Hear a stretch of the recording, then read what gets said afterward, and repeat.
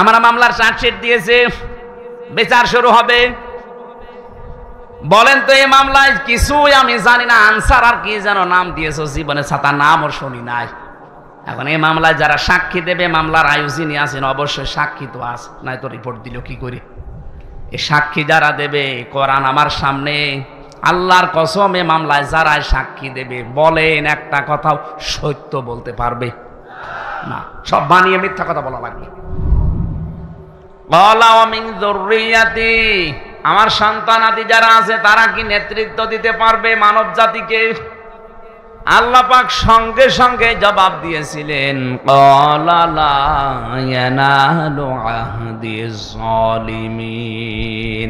এই যে ইয়ানালু এটা মোসারে, বর্তমান ভবিষ্যৎ, প্রেজেন্ট ফিউচার।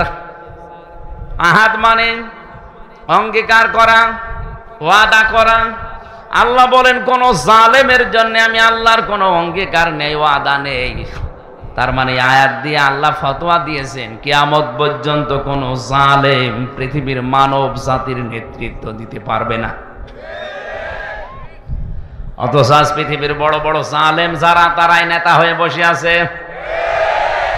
তারা আজ ইমানদারদেরকে নিষেধ করে যে তোমরা এ লাইনে আসার দরকার নেই। আরে ভাই, আপনি তো জুলুম করছেন আপনার নফসের উপরে, আপনি জুলুম করছেন আপনার জনগণের উপরে, আপনি জুলুম করছেন ফিলিস্তিনের মানুষের উপরে। আপনার জন্যে এ শব্দটা বলা মানায় না, তোর জন্যে। এই নেতানিয়াহুর মতো এই জঘন্যতম বেয়াদবকে আপনি বলা সাজে না, ওরে বলা লাগবে তুই। তোর জন্যে পৃথিবীতে নেতৃত্ব দেওয়াই জায়েজ নেই। তোর অনুসারী দুনিয়াতে যারা আছে তাদেরও নেতৃত্ব দেওয়া হারাম। ও কিন্তু জানে যে কুষ্টিয়া থেকে আমির হামজা এসেছে, ওর বাবার কথা বলবে না, কথা বললে কোরআন দিয়েই বলবে, দলিল দিয়েই কথা বলে।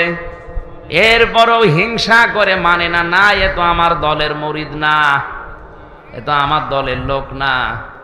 যে হিংসা করে, অহংকার করে মানে না, এগুলো এক প্রকার ইহুদি খ্রিস্টানদের মতো। শরীরের কত জার্মগুলো আল্লাহ পায়খানা পেশাবের মাধ্যমে দিনে আল্লাহ বের করে দিচ্ছে। এই জন্য তো আপনি শুকরিয়া আদায় করলেন। এই যে যতক্ষণ থাকলেন পুরো 8-10 মিনিট আপনার ইবাদত হিসাবে গণ্য হয়ে গেছে। বলেন সুবহানাল্লাহ। এবার আমার আসল কথা, এই খেয়াল করেন, এই যে 7-8 মিনিট আমি যাই বললাম টয়লেট নিয়ে যাওয়া আসা, এই ইবাদতটা নিয়ে অনেকেই কিন্তু আনন্দে আছে যে না অসুবিধা নেই, এ তো ভালো কথাই বলছে। আরে ভাই, 8-10 মিনিট টয়লেটে থাকা যদি ইবাদত হয়, বিশ্বনবী যে 10 বছর কোরআন দিয়ে রাষ্ট্র চালালেন, এটা ইবাদত না? এটা শুনলে আপনার গায়ে জ্বালা করে। তাহলে আমি কি খালি টয়লেটের ওয়াজ করব? টয়লেটের আদব কায়দা এই কথাগুলো শুনলে খুব ভালো লাগছে। হুজুর আরো বলেন 10 মিনিট ধরে। 10 মিনিটে যদি আপনি এন আনন্দ পান, 10 বছরে আপনার আনন্দ আরো বেশি পাওয়া দরকার। ওই আনন্দটা আমরা দুনিয়ার বিষয় মনে করে ছেড়ে দিয়েছি। এই জন্য আজ তামাম দুনিয়ার মুসলমানেরা জুলুমের শিকার। কথা কত দূর গেল আপনি মনে হয় টের পাননি। চ্যানেলটি সাবস্ক্রাইব করে আমাদের সঙ্গেই থাকুন। নাহমাদুহু ওয়া নাস্তাঈনুহু ওয়া নাস্তাগফিরুহু ওয়া নু'মিনু বিহি ওয়া নাতাওয়াক্কালু আলাইহি ওয়া নাউযু বিল্লাহি মিন শুরুরি আনফুসিনা ওয়া মিন সাইয়্যাতি আমালিনা। মান ইয়াহদিয়াল্লাহু ফালা মুদিল্লা লাহু ওয়া মান ইউদ্লিল ফালা হাদিয়া লাহু। ونشهد أن لا إله إلا الله وحده لا شريك له وأشهد أن محمدا عبده ورسوله الذي أرسله بالحق بشيرا ونذيرا وداعيا إلى الله بإذنه وسراجا منيرا. فقد قال الله تعالى في كلامه المجيد وبرهانه التوحيد: أعوذ بالله من الشيطان الرجيم بسم الله الرحمن الرحيم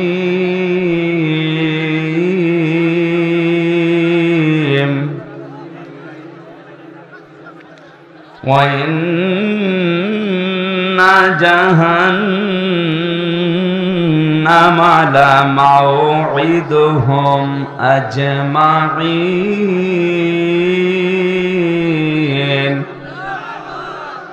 لها 7 أبواب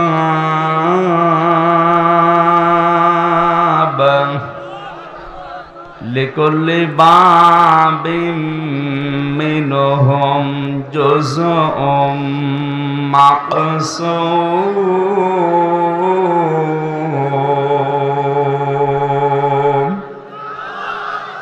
صدقت يا ربنا.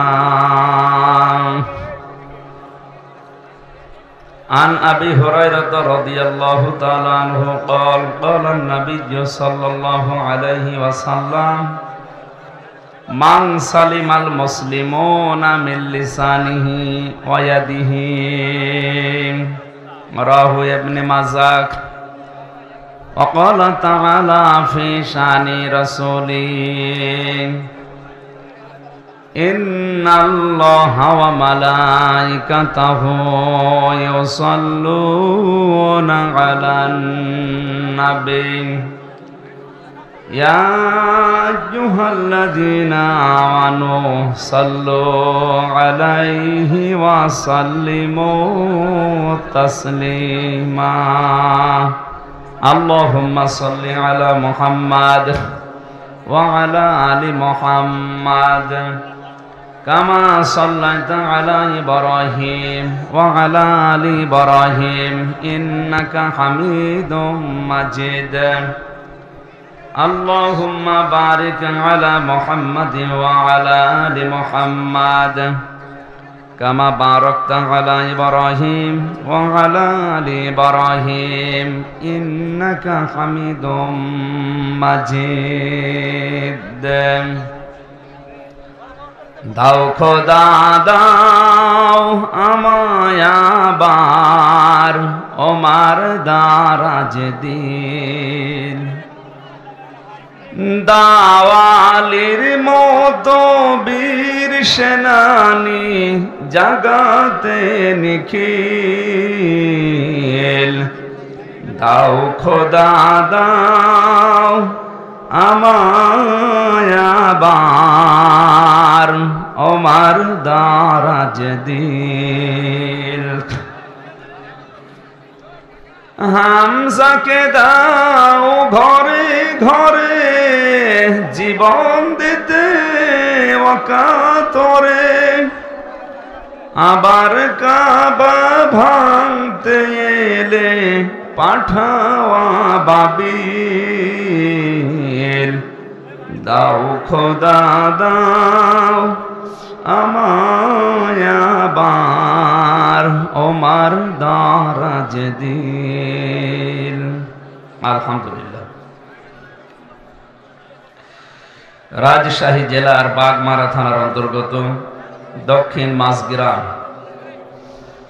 ঐতিহাসিক তাফসীরুল কোরআন মাহফিলের স্বনামধন্য সভাপতি বিশিষ্ট আলেমে দ্বীন জনাব মাওলানা মোজাম্মেল হক, সহ সভাপতি জনাব মোহাম্মদ ওহিদুল ইসলাম, সহকারী অধ্যাপক ভবানীগঞ্জ মহিলা ডিগ্রি কলেজ, প্রধান অতিথি মাননীয় জাতীয় সংসদ সদস্য জনাব অধ্যক্ষ মোহাম্মদ আবুল কালাম আজাদ, আতালাল্লাহু উমরাহু ওয়া বারাকাল্লাহু ফি হায়াতি, বলেন আমিন। বিশেষ অতিথি অত্র এলাকার কৃতি সন্তান জনাব অ্যাডভোকেট মোহাম্মদ জাকিরুল ইসলাম শান্ত, সহ সভাপতি রাজশাহী জেলা আওয়ামী লীগ ও সাবেক চেয়ারম্যান বাগমারা উপজেলা পরিষদ। এখানে অনেকগুলো মানুষের নাম এসেছে, বিশেষ করে অধ্যক্ষ এস.এম. জিয়াউদ্দিন টিপু সাহেব, জনাব মোহাম্মদ জাহাঙ্গীর আলম হেলা, জনাব আবু বকর মৃধা মনসুর, জনাব মোহাম্মদ আনোয়ার হোসেন।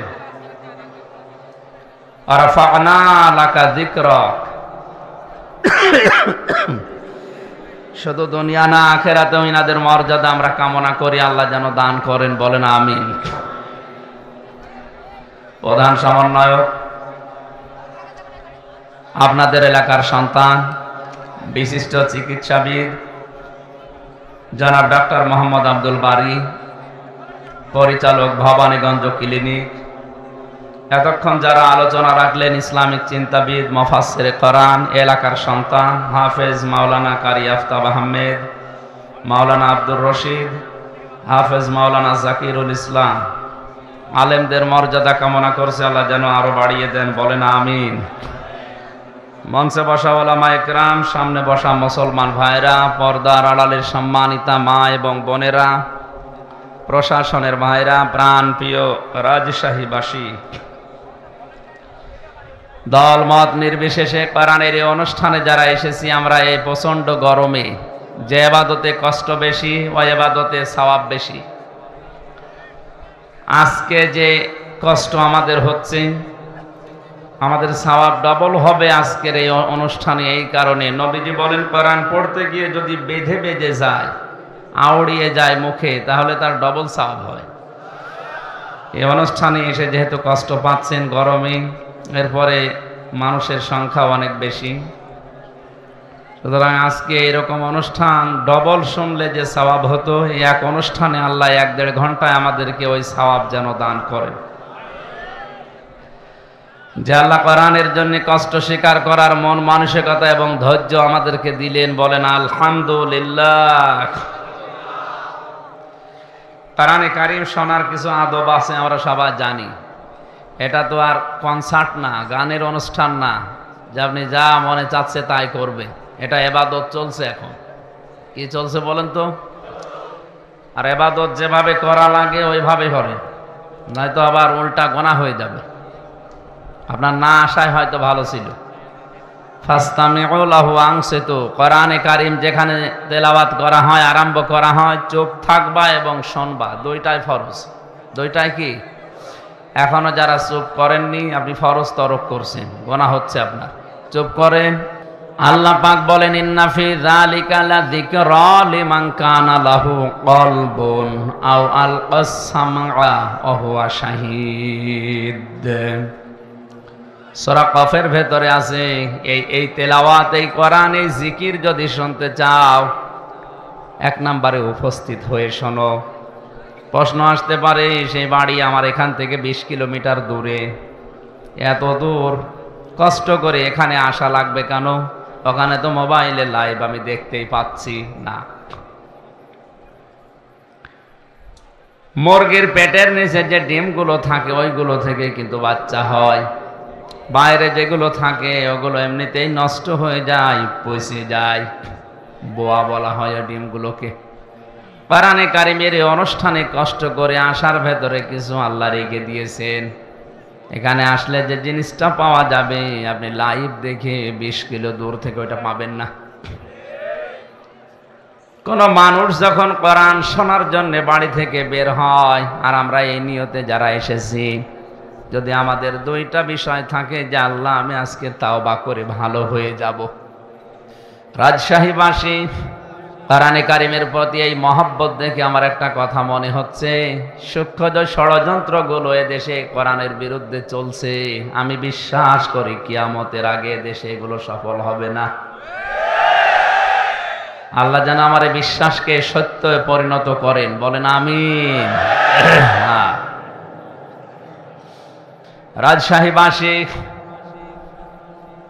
আল্লাহ পাক বলেন, মানুষ যখন বাড়ি থেকে এই নিয়তে বের হয়েছে যে আল্লাহ আজকে আমি মাসগ্রাম কোরআনের এই অনুষ্ঠানে যে তাওবা করে ভালো হয়ে যাব, কোরআনে কারীম জানিয়েছে, ইল্লা মান তাবা ওয়া আমানা ওয়া আমিলা আমালান সালিহান ফাউলাইকা ইউবাদদিলুল্লাহু সাইয়্যাতিহিম হাসানাত।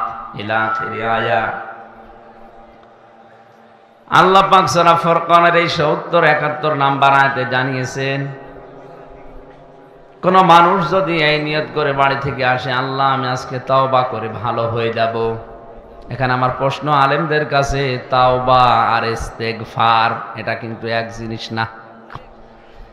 এই দুইটার শব্দ অক্ষর আলাদা আলাদা। ইস্তেগফার আপনি সব সময় করতে পারেন, আস্তাগফিরুল্লাহ আস্তাগফিরুল্লাহ, আল্লাহুম্মা গফিরলি, আল্লাহ আমাকে মাফ করে দাও। কিন্তু তাওবা যদি কেউ করে,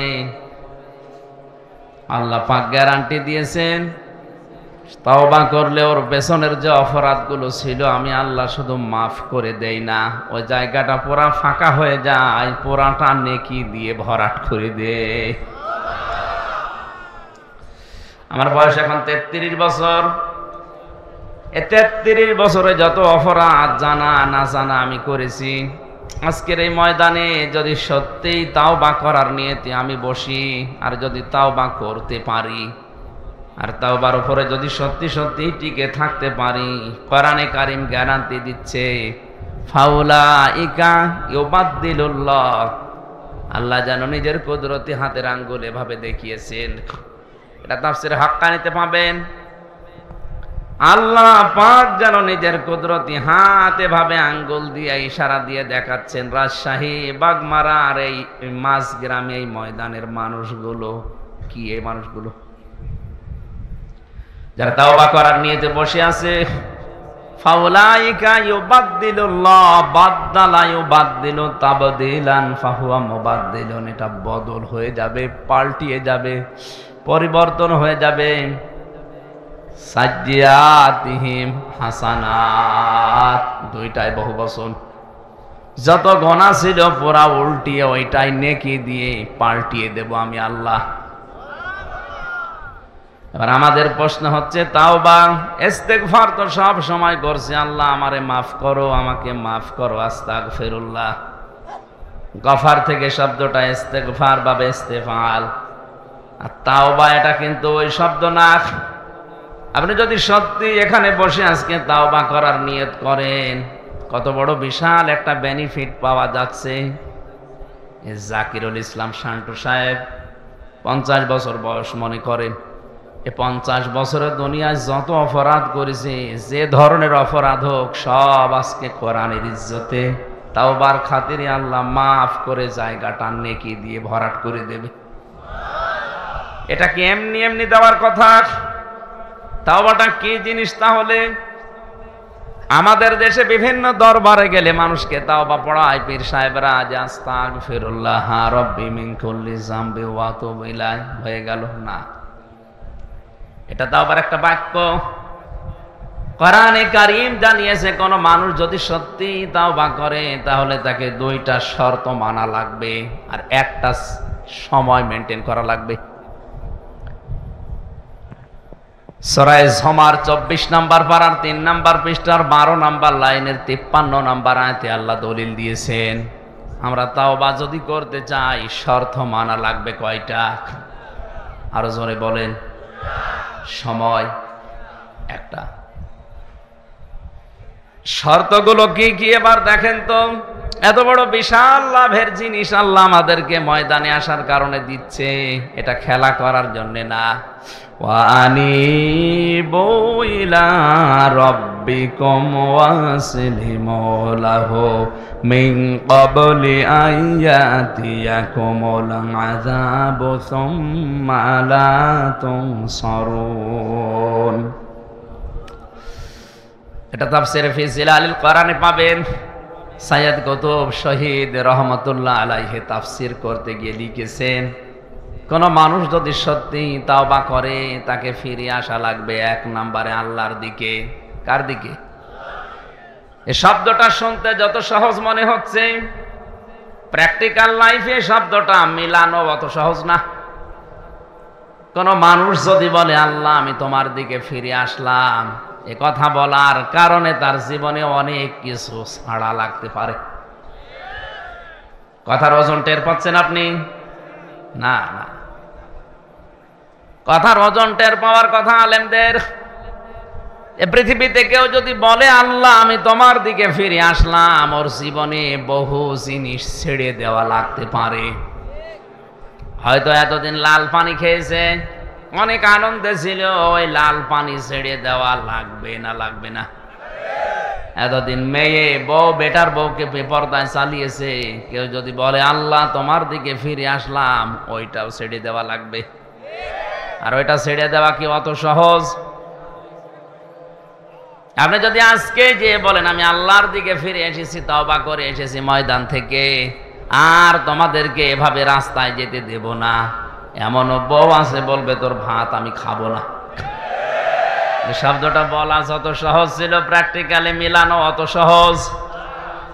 সূরা বুরুজের তাফসিরে পড়েছিলাম, ওই যে জালিম বাদশার নাম আমরা শুনেছি, তাকে ইউনূস, এই লোকটা জীবন্ত মানুষদেরকে অগ্নিকুণ্ডের ভেতরে যখন ফেলছিলেন, একটা ছোট মাসুম বাচ্চাকে প্রথমে যখন ফেলে দিয়েছে, তার মা কান্নাকাটি করছিল। আগুনের ভেতর থেকে বাচ্চাটা আওয়াজ দিচ্ছে, মা এটা আগুনের কুণ্ডলী না, এটা ফুল বাগান।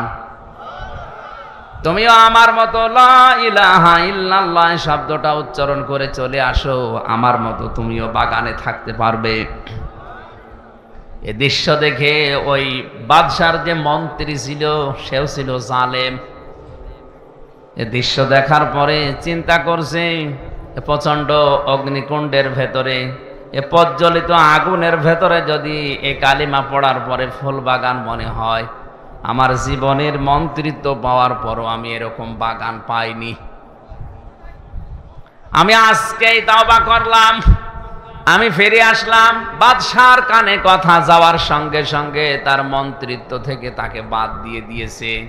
এত বড় কঠিন জিনিস হারানোর পরেও কিন্তু সে তাওবা ত্যাগ করেনি।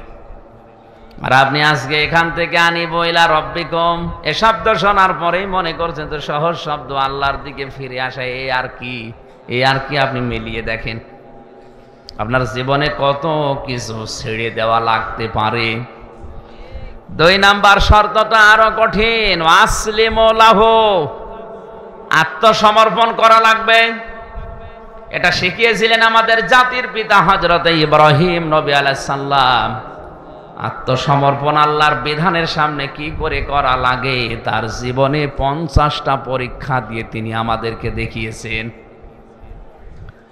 وَإِذِ ابْتَلَى إِبْرَاهِيمَ رَبُّهُ بِكَلِمَاتٍ فَأَتَمَّهُنَّ قَالَ إِنِّي جَاعِلُكَ لِلنَّاسِ إِمَامًا قَالَ وَمِنْ ذُرِّيَّتِي قَالَ لَا يَنَالُ عَهْدِي الظَّالِمِينَ। সূরা বাকারার 124 নম্বর আয়াতে আল্লাহ বলেন, আমি ইব্রাহিমকে পদে পদে পরীক্ষা নিয়েছি জীবনে। এখানে আয়াতে আমার আল্লাহ 50টা পরীক্ষার নাম দিয়েছেন। এটা তাফসিরে ফি জিলালিল কোরআনে পাবেন। প্রতিটি পরীক্ষায় হযরত ইব্রাহিম নবী উত্তীর্ণ হয়েছিলেন। তার ঈমানের যে পরীক্ষা ছিল, ঈমানের পরীক্ষা ছিল 10টা, আমলের পরীক্ষা ছিল 30টা, তার খাসলাত বা অভ্যাসের পরীক্ষা ছিল 10টা।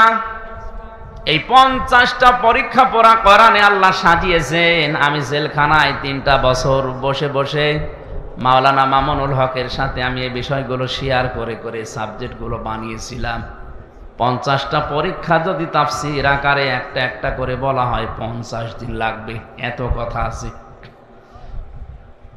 ঈমানের পরীক্ষা মহান আল্লাহ তাকে 10টা নিয়েছিলেন। আমার তো বিষয়ে কথা নাই, জন্য আমি শুধু টাচ দেই। আমলের পরীক্ষা নিয়েছিলেন তার জীবনে 30টা। সূরা আহজাবের 34, 35, 35 নাম্বার আয়াতে আল্লাহ বিষয়গুলো তুলে ধরেছেন। সূরা তাওবার 111 নাম্বার, 12 নাম্বার আয়াতে এগুলো আল্লাহ তুলে ধরেছেন। সূরা মুমিনুনের 1 থেকে 12 নাম্বার আয়াত পর্যন্ত আল্লাহ বিষয়গুলো তুলে ধরেছেন। 30টা পরীক্ষায় তিনি 30টাই পাশ করেছিলেন। তার শরীরের ভেতরে স্বভাব সংক্রান্ত কিছু বিষয় আল্লাহ পরীক্ষা নিয়েছিলেন 10টা পরীক্ষায় তিনি উত্তীর্ণ। এই 50টা পরীক্ষায় পাশ করার পরে আল্লাহ তাকে ঘোষণা দিয়ে জানিয়েছেন, তোমাকে আমি মানব জাতির জন্য নেতা ইমাম বানিয়ে দিলাম। হযরত ইব্রাহিম সঙ্গে সঙ্গে বলেছিলেন, আল্লাহ, নেতৃত্ব দেওয়ার এই গুণাবলী এটা কি শুধু আমিই পেয়েছি, নাকি আমার সন্তান আদি দুনিয়ায় যারা আসবে তারাও এটা পাবে, যে তারাও নেতৃত্ব দিতে পারবে? ভালো করে শুনবেন। ক্বালা ওয়া মিন যুররিয়াতি, আমার সন্তান আদি যারা আছে তারা কি নেতৃত্ব দিতে পারবে মানব জাতিকে?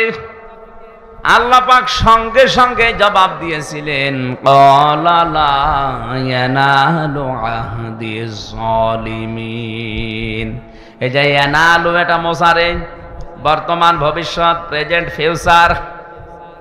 আহাদ মানে অঙ্গীকার করা, ওয়াদা করা। আল্লাহ বলেন কোন জালেমের জন্য আমি আল্লাহর কোনো অঙ্গীকার নেই, ওয়াদা নেই। তার মানে আয়াত দিয়ে আল্লাহ ফতোয়া দিয়েছেন কিয়ামত পর্যন্ত কোন জালেম পৃথিবীর মানব জাতির নেতৃত্ব দিতে পারবে না। অথচ আজ পৃথিবীর বড় বড় জালেম যারা, তারাই নেতা হয়ে বসে আছে। তারা আজ ইমানদারদেরকে নিষেধ করে যে তোমরা এ লাইনে আসার দরকার নেই। আরে ভাই, আপনি তো জুলুম করছেন আপনার নফসের উপরে, আপনি জুলুম করছেন আপনার জনগণের উপরে, আপনি জুলুম করছেন ফিলিস্তিনের মানুষের উপরে। আপনার জন্য এ শব্দটা বলা মানায় না, তোর জন্য। এই নেতানিয়াহুর মতো এই জঘন্যতম বেয়াদবকে আপনি বলা সাজে না, ওরে বলা লাগবে তুই। তোর জন্য পৃথিবীতে নেতৃত্ব দেওয়াই জায়েজ নেই। তোর অনুসারী দুনিয়াতে যারা আছে তাদেরও নেতৃত্ব দেওয়া হারাম। আপনি কি মনে করছেন ওরা আল্লাহ একজন আছে বিশ্বাস করে না? করে। কেন? অহংকার করে, হিংসা করে শুধু আমাদের নবীকে ওরা মানে নাই। এই জন্য ওদের উপরে আল্লাহ নিজে লানত দিয়েছেন। দলালাত, গমরাহি, এই শব্দটা ওদের উপরে চাপিয়ে দিয়েছেন। প্রতিদিন আমরা লক্ষ লক্ষ মুসলমানেরা ওদের জন্য বরদোয়া করি, গায়রিল মাগদুবি আলাইহিম ওয়ালাদ-দাল্লিন।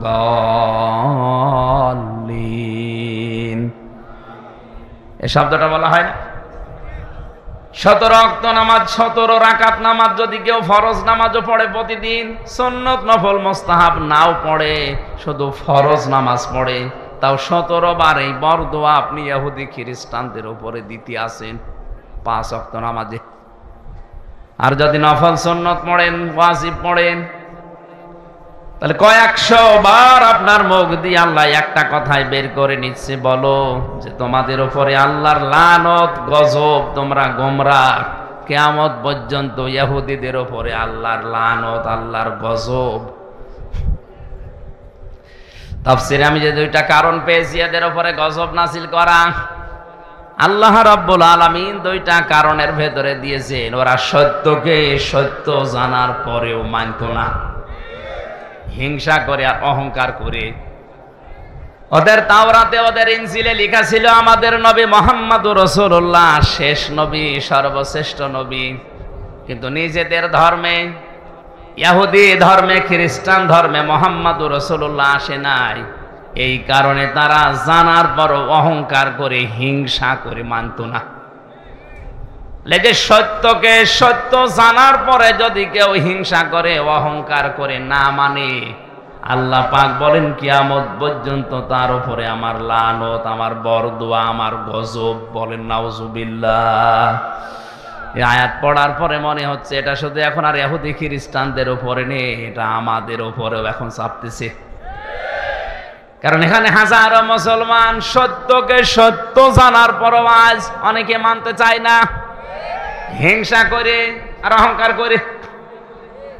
ও কিন্তু জানে যে কুষ্টিয়া থেকে আমির হামজা এসেছে, ওর বাবার কথা বলবে না, কথা বললে কোরআন দিয়েই বলবে, দলিল দিয়েই কথা বলে। এরপরও হিংসা করে মানে না, না এ তো আমার দলের মুরিদ না, এ তো আমার দলের লোক না। যে হিংসা করে, অহংকার করে মানে না, এগুলো এক প্রকার ইহুদি খ্রিস্টানদের মতো। রাজশাহী বিভাগে নেই।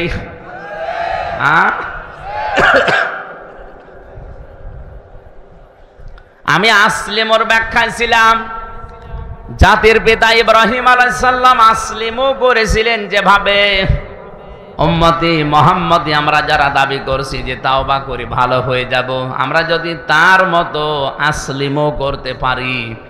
গাছের মাথায় বসে কোড়াল দিয়ে কাঠ কাটছিলেন, আল্লাহ পাক বলেন আসলিম ইয়া ইব্রাহিম, হে ইব্রাহিম আত্মসমর্পণ করো। গাছের মাথায় বসে প্রশ্ন করেছিলেন কিভাবে, বলেন ওখান থেকে খাতনা করো। ওই যে ইব্রাহিম নবীর স্বভাব সংক্রান্ত যে 10টা বিষয় বলেছিলাম, পরীক্ষা নিয়েছিলেন আল্লাহ, তার ভেতরে খাতনা করা একটা। এটা ইব্রাহিম নবীর সুন্নাহ। তাকে যে 10টা বিষয়ে তার শারীরিক পরীক্ষা আল্লাহ নিয়েছিলেন, তার ভেতরে এই খাতনা করা একটা। গাছের মাথায় বসে কোড়াল দিয়ে কাঠ বাদ দিয়ে খাতনা করে বললেন আসলামতু লিরাব্বিল আলামিন, হে আল্লাহ আমি আত্মসমর্পণ করলাম তোমার বিধানের সামনে। এখন আমার নিজের বলতে আর কোনো কথা নেই, তোমার কথাই আমার কথা। রাজশাহীবাসী এই শব্দটা আমি যত সহজে বললাম, আপনি নিজের বাস্তব জীবনে এত সহজে কি মিলানো সম্ভব? বলেন। সূরা তাওবাতে পড়েছি ইয়া আইয়ুহাল্লাযীনা আমানু লা তাত্তাখিযু আবাকুম ওয়া আবনাকুম আউলিয়া ইন ইস্তাহাব্বুল কুফরা আলাল ঈমান ওয়া মান ইয়াতাওয়াল্লাহুম মিনকুম ফাউলাইকা হুমুজ জালিমুন। ওহে যারা বিশ্বাস করো আল্লাহ একজন আছে, কিয়ামত হবে, তারা শোনো, কখনো তোমাদের মা বাবা, তোমাদের সন্তান আদি স্ত্রী পুত্র এগুলোকে এরা যদি ঈমানের পরিবর্তে কুফরকে বেশি ভালোবাসে, তাদের সাথে সম্পর্ক রাখা যাবে না। শব্দটা কত কঠিন আপনি জানেন। বদরের ময়দানে পরীক্ষা দিয়েছিল সাহাবায়ে কেরাম এই আয়াতের। হযরতে সিদ্দিক আকবর রাদিয়াল্লাহু তাআলা আনহুর সন্তান আব্দুল্লাহ যুদ্ধের পরে এসে বলছে, বাবা আমি কিন্তু জিহাদের ময়দানে বদরে তোমারে পেয়েছিলাম, কিন্তু তুমি আমার বাবা, এজন্য আমি কিছু বলি নাই। হযরতে আবু বকর সিদ্দিক ওই সময় বলেছিলেন, সন্তান তুমি আমার যুদ্ধের ময়দানে পাবার পরও সুযোগ পেয়েও কিছু বলো নাই বাবা মনে করে। আল্লাহর কসম করে বলছে, আমি যদি তোমার একবার দেখতে পেতাম আর আমি যদি সুযোগ পেতাম, কসম ওই আল্লাহর তুমি আমার সন্তান, এটা আমার মনে থাকতো না। কারণ আমি কোরআনে কারিমের আয়াত পড়েছি, ইন ইস্তাহাব্বুল কুফরা আলাল ঈমান, যে সন্তানাদি, যে স্ত্রী, যে ভাই ভগ্গর, যে মা বাবা, এরা যদি আল্লাহ রাসূলের পরিবর্তে, ঈমানের পরিবর্তে কুফরিকে বেশি ভালোবাসে, তাদের সাথে সম্পর্ক রাখা যাবে না। তারা এই আয়াতটা বাস্তব জীবনে মিলিয়েছিল, আমরা অনেকে মিলাতে পারি না। কোরআনে কারিমের আয়াতগুলো বিশেষ করে মধ্যপ্রাচ্যে যারা আছে মুসলমানেরা, আর আমরা এই বাংলাদেশ, ভারত, পাকিস্তানে যারা আছি, তারা কিন্তু কোরআনের আয়াত একই আছে, বাস্তব প্রেক্ষাপট মিলাতে গিয়ে আমরা আলাদা করে ফেলি। আমি রিমান্ডে থাকাকালীন এক হিন্দু অফিসার, ওর অনেকগুলো আয়াত দেখলাম মুখস্থ আছে। আমারে বলছে, হুজুর একটা কথা বলি, আপনি তো মাওলানা মানুষ, আপনি তো বিভিন্ন জায়গায় ওয়াজ করেন। আমি সরকারি কাজে 2 বছর ইয়ামেনে ছিলাম, ওমান। ওখানে থাকাকালীন আমি দেখেছি ওনাদের কোরআনে কারিম হাদিস মেনে নেওয়ার, আমাদের কোরআনে কারিম হাদিস মানা, এই 3টা দেশে এক না। আপনি তো হিন্দু, অন্য জাতির লোক, কিভাবে কি বোঝেন? আমি যে দোকানে খাবার খেতাম, দোকানের মালিক বসে আছে, টাকা নিচ্ছে ক্যাশ, আর যেখানে খাবার দেয় হোটেলের বয় বলা হয়, ওটা ওই মালিকের নিজের আপন ছোট ছেলে। মানুষকে রুটি দেয়, পানি দেয়, এগুলো সব টেনে দেয় তরকারি। ডাক দিয়ে একদিন বললাম, ভাই আপনি এই দোকানের মালিক, এত টাকা পয়সা আপনার, আর আপনার নিজের ছেলে, ওকে মানুষের মতো মানুষ না করে ওরে বড় একটা জায়গায় তুলে না দিয়ে আপনি কি করেছেন? ছেলেকে হোটেলের বয় বানিয়েছেন। একটা কথা হলো, উনি ওনার ভাষা দিয়ে বুঝিয়েছে, ভাই আপনি কোন দেশের মানুষ আমি জানি না, তবে অনেকদিন আপনি আমার হোটেলে খাবার খান, জন্য আপনাকে বলছি। এটা আমার নিজের ছেলে হতে পারে, কোরআনে কারীম এবং নবীর হাদিস আমার সামনে আছে। ইয়া আইয়ুহাল্লাযীনা আমানু ইন্না মিন আজওয়াজিকুম ওয়া আওলাদিকুম আদুওয়াল লাকুম ফাহযারুহুম ইলা আখির আয়াত। ওই হিন্দু অফিসার আমাকে বলছিল, হুজুর এ দোকানের মালিক আমাকে কোরআনে কারীমের সূরা তাগাবনের এই 14 নাম্বার 15 নাম্বার আয়াত আমাকে শোনালো। আমারও কোরআনের অনেক আয়াত মুখস্থ আছে, আমি বাংলা সহ মুখস্থ করেছি। আমাকে অনেক বোঝাতে চেয়েছে যে আল্লাহ পাক জানিয়েছেন, ইমানদারেরা তোমাদের স্ত্রী সন্তান কখনো কখনো তোমাদের শত্রু হয়ে দেখা দেবে, সুতরাং তাদের থেকে সতর্ক থাকবা। আমার এই সন্তানটাকে আমি যা মনে করি আপনাকেও আমি একই জিনিস মনে করি, কারণ আল মুসলিম আখুল মুসলিম, মুসলমান মুসলমানের ভাই। আপনি জাতিতে কি আপনাকে তো আমি চিনি না, তো মুসলমান মনে করি বলছি। আমার এই নিজের আপন সন্তানকে আমি যা মনে করি পৃথিবীর 175 কোটি মুসলমানকে আমি তাই মনে করি না। এখানে বোঝার চেষ্টা করেন তো কথাটা কি বোঝাতে চাইলেন তিনি, যে আমার দায়িত্ব ছিল নবীর হাদিস অনুযায়ী আমার এই সন্তানের একটা সুন্দর নাম রাখা। আমি ওর নাম রেখে দিয়েছি আব্দুর রহমান। 2 নাম্বারে ওকে আমি দ্বীনের শিক্ষা দেওয়া, এটা আমার দায়িত্ব ছিল। দ্বীনের শিক্ষা মানে হাফেজ মাওলানা শায়েখ বানানো লাগবে না, ইসলাম মানতে যতটুকু প্রয়োজন অতটুকু শিক্ষা দেওয়া ফরজ আমি শিখিয়েছি। অন্তত ইসলামের যে মৌলিক জিনিস এগুলো মানতে পারে। 3 নাম্বারে ওকে একটা সৎ পাত্রী দেখে পাত্রস্থ করা আমার দায়িত্ব ছিল, আমি একটা সৎ পাত্রী দেখে ওকে বিয়ে দিয়েছি। 4 নাম্বারে ওকে একটা হালাল কর্মজীবন তৈরি করে দেওয়া আমার দায়িত্ব ছিল, আমি দিয়েছি আমার সামর্থ্য অনুযায়ী। আমার দোকানেও কর্মচারী হয়ে কাজ করে, মনে করেন 20,000 টাকা বেতন পায়, এটা দিয়ে ওর সংসার হালাল ভাবে ভালোভাবে ওর স্ত্রী নিয়ে চলছে, কোনো অসুবিধা নেই। আমি তো আর ওর জন্য 5 লাখ 10 লাখ 20 লাখ টাকা খরচ করে হারাম কোনো কাজে সুপারিশ করে একটা চেয়ারে বসিয়ে দিতে পারি না। কথাটার ওজন কত আপনি টের পাচ্ছেন? আজ বাংলার 1734 জন মানুষ দায়িত্বে আছে।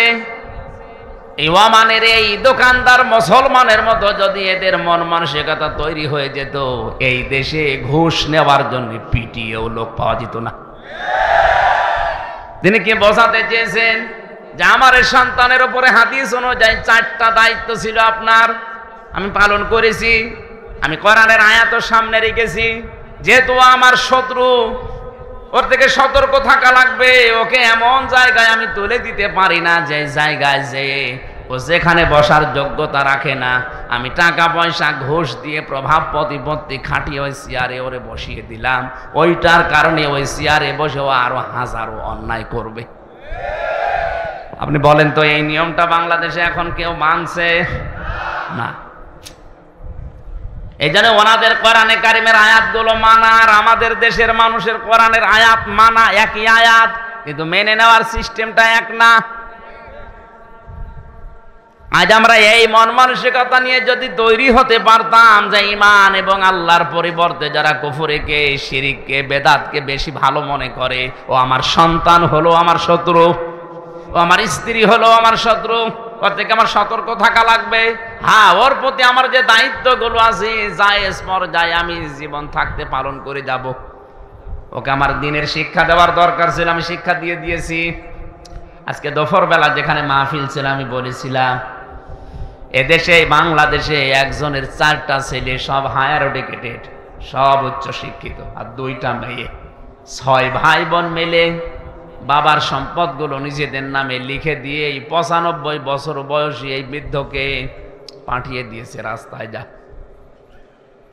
অনেকে শোনার পরে একটু আফসোস করলো, দেখলাম বলছে নাউজুবিল্লাহ। কেন আপনি নাউজুবিল্লাহ বলবেন? এ দোষ কি শুধুমাত্র ওই 6 ছেলে মেয়ের? ওই মুরব্বীর দোষ নেই? ওর যে 4টা দায়িত্ব ছিল একটাও পালন করে নাই। ছেলে মেয়েদের নাম রাখার ক্ষেত্রেও ও এমন এমন নাম রেখেছে, নামের ভেতরে প্রভাব আছে। নাম রেখে দেয় ডেঞ্জার। ডেঞ্জার মানে কি? অত বড় হয় ভয়ঙ্করই হবে।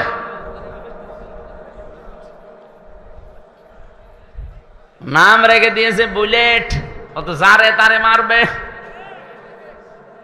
নামের একটা প্রভাব আছে। তা আমি একটা সুন্দর নাম, আমার দায়িত্ব ছিল বাবা হিসাবে, মা হিসাবে আমি রেখে দিয়েছি। ওকে দিনের শিক্ষা দেওয়ার দরকার, আমি দিয়েছি। ওই বাবাটাকে এমনি আজ 95 বছর বয়সে রাস্তায় ছেড়ে দেয়নি। অত কিছুদিন পরে রাস্তায় মরে যাবে, কুকুরে শ্রীগালে ডেনে পড়ে থাকবে, টেনে টেনে খাবে। আমার তো ঘটনা দেখার পরে ফেসবুকে এতই মনে হচ্ছে যে বাংলাদেশে আজ অনেকের কপালে এটা অপেক্ষা করছে। এ লোকটা তার 6টা ছেলে মেয়েকে অনার্স মাস্টার্স করিয়েছে, কিন্তু বাবা কি, আল্লাহর পরে বাবার স্থান এটা এই সন্তানেরা জানে না। এমন শিক্ষা ব্যবস্থায় শিক্ষিত করেছে, যদি ওরে আপনি প্রথমে 3 বছর কোরআন শেখাতেন এই 6টা ছেলে মেয়েকে, দুনিয়া একদিকে চলে গেলে ওই 95 বছর বয়সী বৃদ্ধ বাবাকে রাস্তায় ছেড়ে দিত না। আমাদের শিক্ষা ব্যবস্থায় যেহেতু সিস্টেমগুলো এখন অনেকাংশে নেই, আমরা নিজেরা মুসলিম হিসাবে সচেতন হয়ে, আমি গ্যারান্টি দিচ্ছি আপনাকে, কোরআন সামনে নিয়ে ছেলে মেয়ে হোক 3টা বছর তাকে কোরআনে কারিমের শিক্ষাটায় রাখেন। এরপরে এটাকে ডাক্তার, ইঞ্জিনিয়ার, বৈজ্ঞানিক যাই বানাবেন বানান, ও যত বড় হবে কোনো দিন ও এইটা ভুলবে না যে আপনি কিন্তু আল্লাহর পরে আপনার স্থান।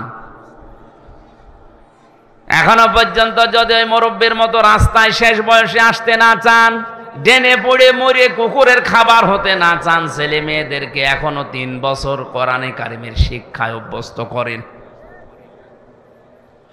দোকানদার ওনাকে বলছে, ভাই আমি 3 বছর আমার কোরআনে কারিম শিক্ষার যে ব্যবস্থা আমাদের শিক্ষা ব্যবস্থায় ছিল, আমার সন্তানকে আমি শিখিয়েছি।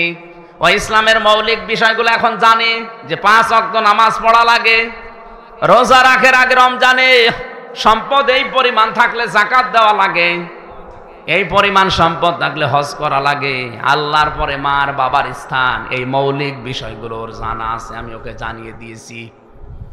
3 নম্বরে ওকে একটা সৎ পাত্রী দেখে আমি পাত্রস্থ করেছি। বিয়ে দেওয়ার সময় আমি ওর শ্বশুরের কাছ থেকে যৌতুক নেইনি। যে সমস্ত বাবা আর মারা ছেলে মেয়েকে বিয়ে দেওয়ার সময় যৌতুক নেন, আপনি ছেলেকে মেয়ের বাবার কাছে বিক্রি করে দিয়েছেন। আপনি হয়তো টের পাচ্ছেন না গোপনে কি হয়। যৌতুক নিয়ে যারা বিয়ে করে ওরা সারা জীবন ওই স্ত্রী লোকের কাছে গোলামের মতো থাকে। কিছু হলেই কিন্তু রাতে খোঁটা দেবে। এই কথা বলছেন না কেন? আপনি তো ছেলে বিয়ে দেননি, ছেলেকে আপনি বিক্রি করে দিয়েছেন।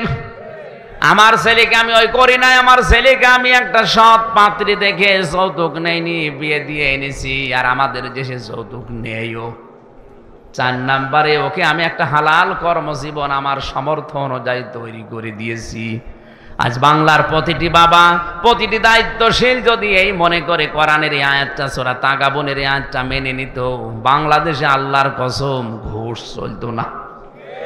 প্রত্যেকটি মানুষের ভেতরে এই সেন্স থাকতো যে কার জন্য আমি করব।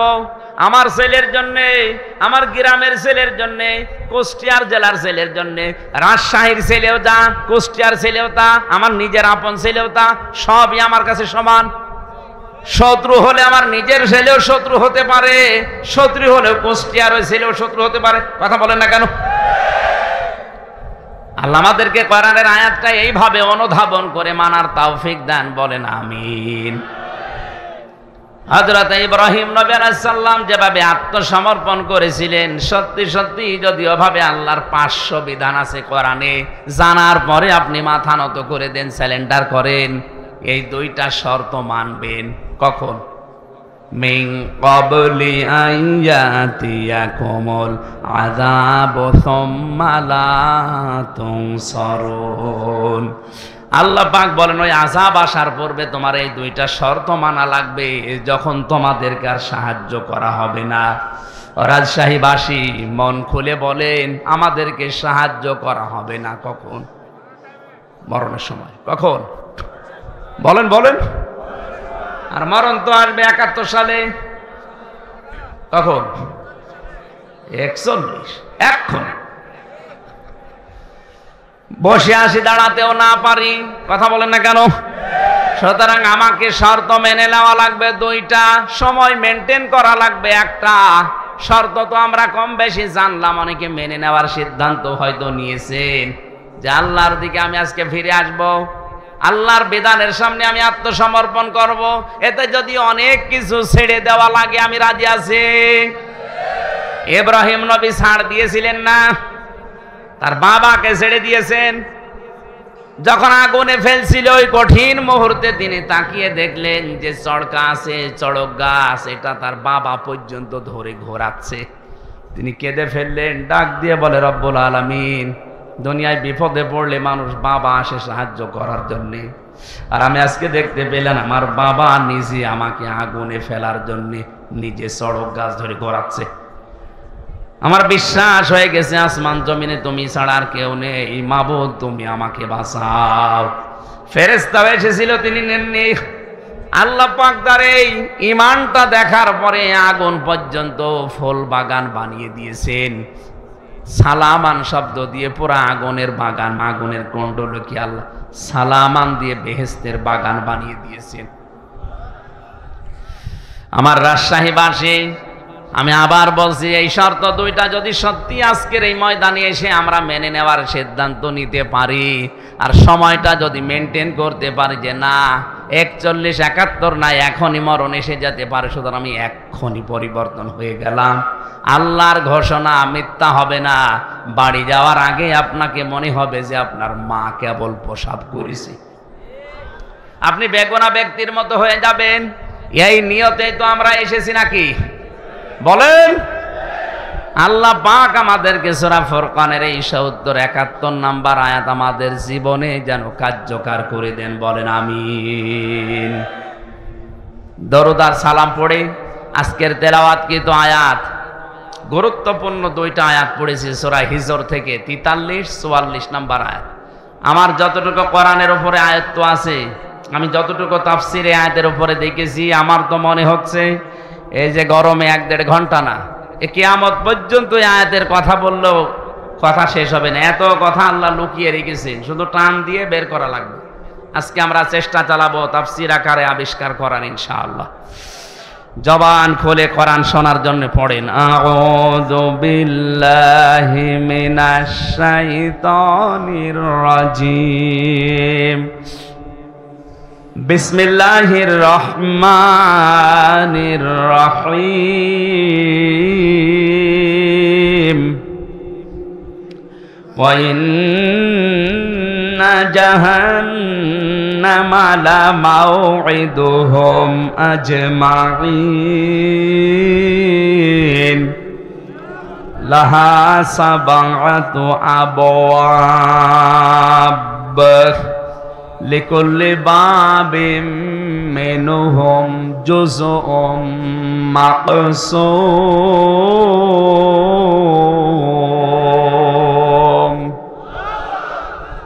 সাদাকাল্লাহুল আযীম। সূরা হিজর, কোন সূরা?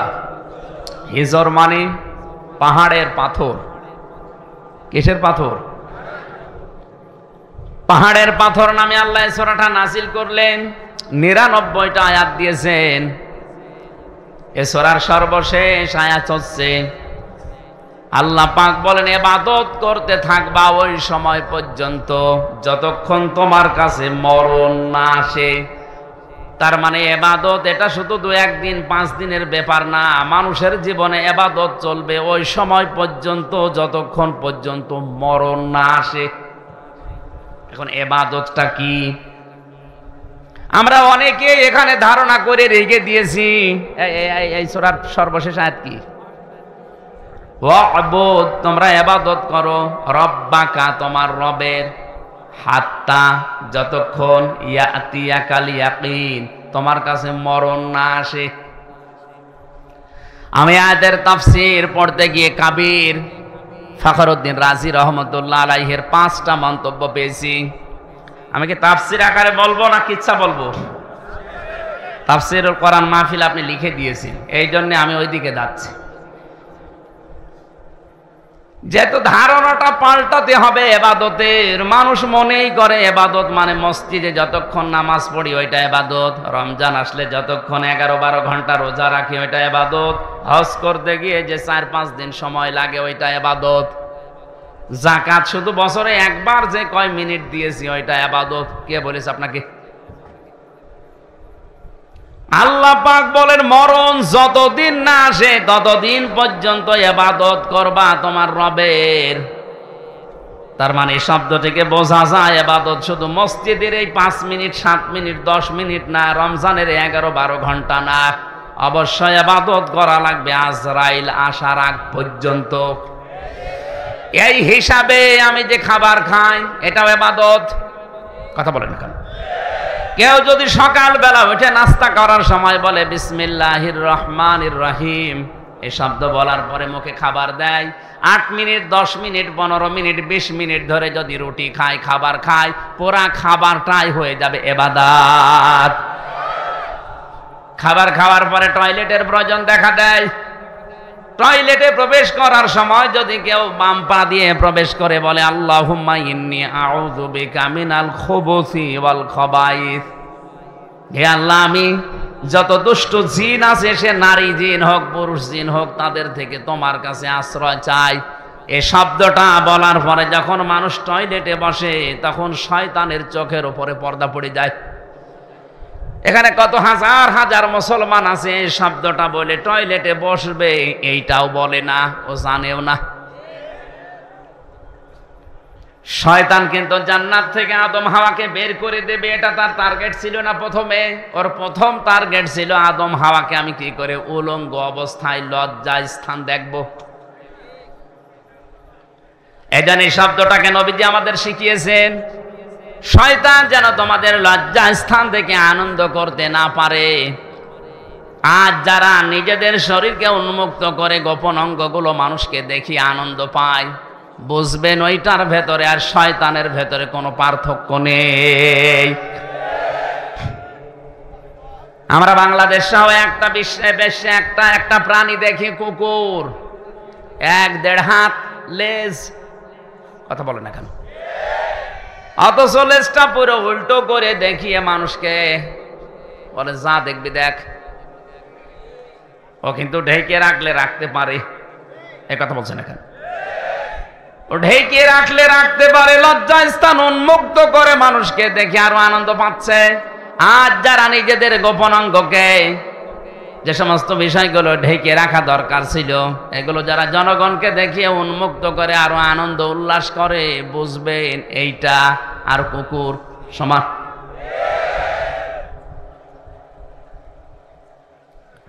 শয়তান সবচাইতে বেশি খুশি হয় যৌনতা ছড়াতে পারলে। যখন দেখে মানুষ উলঙ্গ অর্ধ উলঙ্গ হয়ে রাস্তাঘাটে আসে, শয়তান তখন তাকে জাল হিসাবে ব্যবহার করে। তাহলে যে সমস্ত মহিলারা বেপরদায় রাস্তায় আসে, বুঝবেন ওটা মহিলা না, ওইটা শয়তানের জাল। এর রাজশাহী নেই।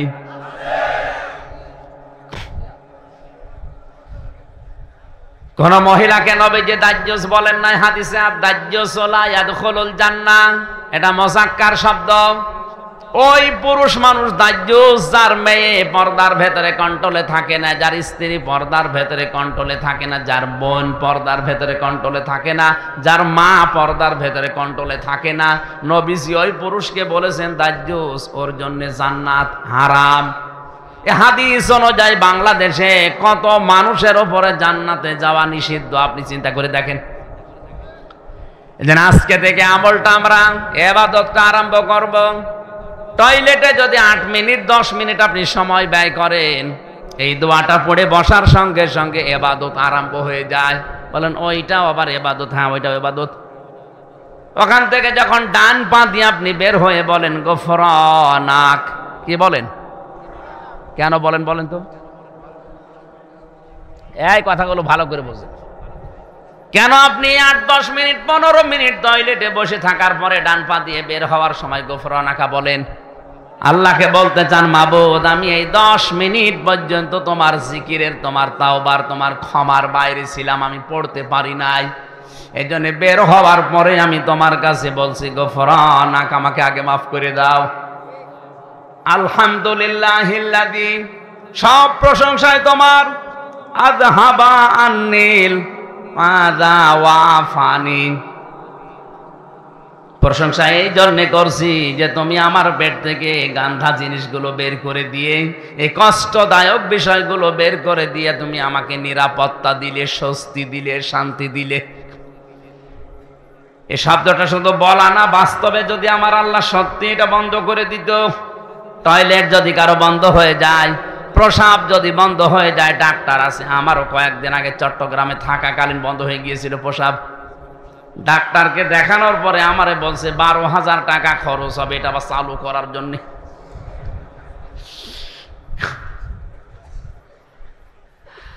আল্লাহ পাক যদি আপনার বন্ধ করে দিত, শরীরের কত জার্মগুলো আল্লাহ পায়খানা প্রসাবের মাধ্যমে দিনে আল্লাহ বের করে দিচ্ছে। এই জন্য তো আপনি শুকরিয়া আদায় করলেন। এই যে যতক্ষণ থাকলেন পুরো 8-10 মিনিট আপনার ইবাদত হিসাবে গণ্য হয়ে গেছে। বলেন সুবহানাল্লাহ। এবার আমার আসল কথা, এই খারাপ খেয়াল করেন, এই যে 7-8 মিনিট আমি যাই বললাম টয়লেট নিয়ে যাওয়া আসা, এই ইবাদতটা নিয়ে অনেকেই কিন্তু আনন্দে আছে যে না অসুবিধা নেই, এ তো ভালো কথাই বলছে। আরে ভাই, 8-10 মিনিট টয়লেটে থাকা যদি ইবাদত হয়, বিশ্বনবী যে 10 বছর কোরআন দিয়ে রাষ্ট্র চালালেন, এটা ইবাদত না? এটা শুনলে আপনার গায়ে জ্বালা করে। তাহলে আমি কি খালি টয়লেটের ওয়াজ করব?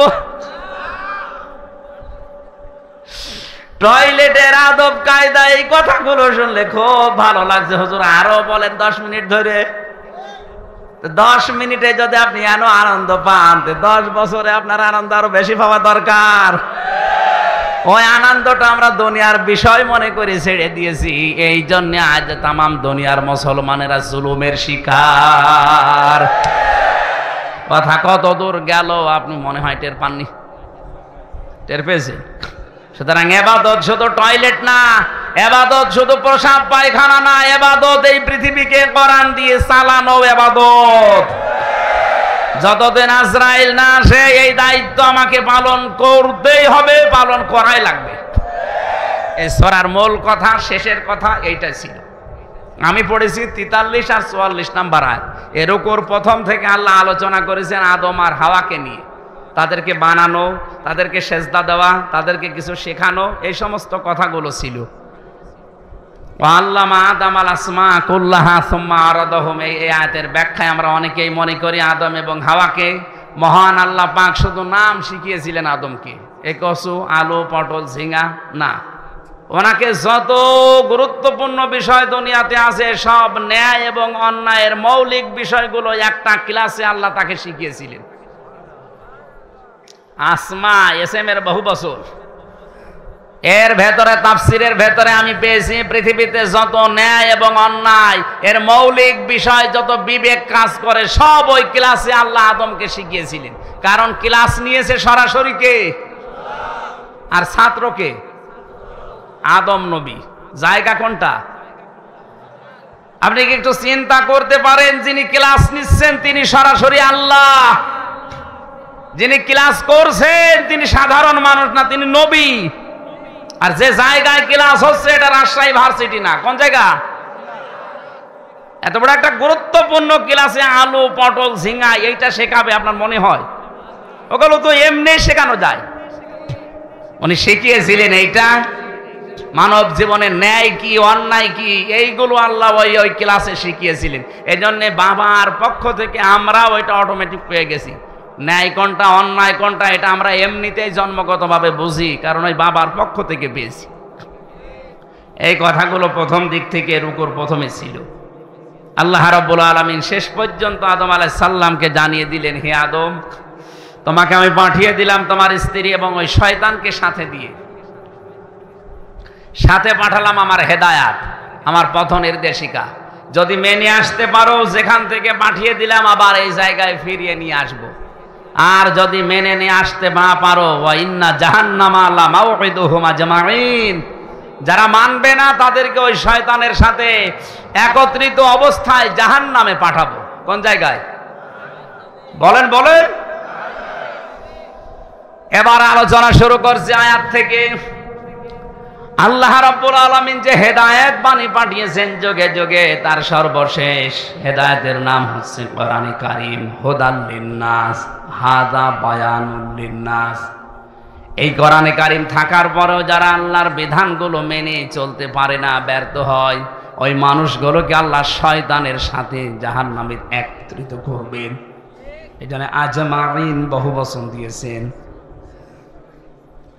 যে জাহান্নামে আল্লাহ প্রবেশ করাবেন, ওই জাহান্নামের বর্ণনা এবার দিচ্ছেন। লাহা সাবাতু আবওয়াব। এই হার মারজা ওই জাহান্নামের দিকে, কারণ আয়াত শুরু হয়েছে জাহান্নাম দিয়ে। আল্লাহ বলেন এই জাহান্নামের দরজা 7টা। জাহান্নামের দরজা কয়টা? সারা জীবন আমরা এখানে অনেকেই পড়েছি জাহান্নাম 7টা, জান্নাত 8টা। কোন জায়গায় পেয়েছেন আপনি? এই যে জাকিরুল ভাই, কোনদিন পেয়েছেন যে জাহান্নাম 7টা, জান্নাত 8টা? পেয়েছেন? কোন জায়গায় পড়িয়েছেন? শুনেছেন? শুধু কোরআনে কারিমে সূরা হিজরের 44 নম্বর আয়াতে আল্লাহ দলিল দিচ্ছেন জাহান্নামে একটা, তার দরজা 7টা, জান্নাত একটা, দরজা 100টার উপরে। আমরা হয়তো 8টা বেশি জানি তাই বলি, আমরা 7টা বেশি জানি তাই বলি এগুলো, কিন্তু জাহান্নামের স্তরও অনেকগুলো আছে। এই আয়াতের ভেতর আল্লাহ 7টার বর্ণনা দিচ্ছেন। লাহা সাবাতু, সাবাতু মানে কি? 7। বাবের বহু বচন আবওয়াব। জাহান্নামের দরজা 7টা। লিকুল্লি বাবিম মিনহুম জুজউম মাকসুম। দুনিয়াতে যে যে ধরনের অপরাধ করবে, আল্লাহ তাকে ওই দরজা দিয়ে প্রবেশ করিয়ে শাস্তি দেবে। প্রত্যেকের জন্য আলাদা আলাদা দরজা আছে। এখানে আমি প্রাইমারি স্কুল না কি যেন দেখলাম, তাহলে 1 থেকে 5 পর্যন্ত এই প্রাইমারিতে পড়ায়। এর আলাদা আলাদা ক্লাসরুম আছে না? কথা বলেন। যে যেই শ্রেণীতে পড়বে ওই দরজা দিয়ে সে প্রবেশ করবে। ক্লাস 1-এ পড়ে, 5-এ যে ক্লাস করতে পারবে? ও 5-এ উঠতে হলো এখনো 5 বছর পড়া লাগবে। এখানে স্কুল কয়টা আছে বলেন তো? বলেন। ক্লাসরুম। আল্লাহ পাক বলেন জাহান্নামও একটা, এর দরজা 7টা। লিকুল্লি বাবিম মিনহুম জুজউম মাকসুম। দুনিয়াতে যে যে ধরনের অপরাধ করছেন তাকে আল্লাহ ওই দরজা দিয়ে প্রবেশ করিয়ে ওই রকম শাস্তি দেবে। এখন কোন দরজা দিয়ে প্রবেশ করলে কিরকম শাস্তি হয়, এটা আজকে কোরআনে কারীম থেকে জেনে যদি দেখি আমি এই দরজায় যাওয়ার উপক্রম হয়ে গেছে, আমি এই দরজা দিয়ে প্রবেশ করার উপযুক্ত, তাহলে এখনো তো তওবা করার সময় আছে। ওই কাজগুলো ছেড়ে দিয়ে জান্নাতের যে 100টা দরজা আছে, স্তর আছে, যে কোনো এক দরজায় দিয়ে একটু দাঁড়াই। এক কথা বলে না কেন? এবার আসেন তো একটা একটা করে আমরা দরজাগুলো দেখি। যত কঠিন দরজা আমি কোরআনে পেয়েছি, সব চাইতে বড় কঠিন দরজার নাম হচ্ছে হুতামা। নাম কি? আরো জোরে বলেন। এটা এত মারাত্মক দরজা, এ দরজা দিয়ে প্রবেশ করার পরে যে ঘরের ভেতরে জাহান্নামের ভেতরে আগুন আছে, এটা সাধারণ না। নারুল্লাহিল মুকাদা। আল্লাহ পাক বলেন এই দরজা দিয়ে যাদেরকে প্রবেশ করাবো, এই দরজার ভেতরে যে আগুন আছে ঘরে, এই জাহান্নামের আগুনটা আমি নিজে জ্বালিয়েছি। আল্লাতী তাত্তালিউ আলাল আফিদা।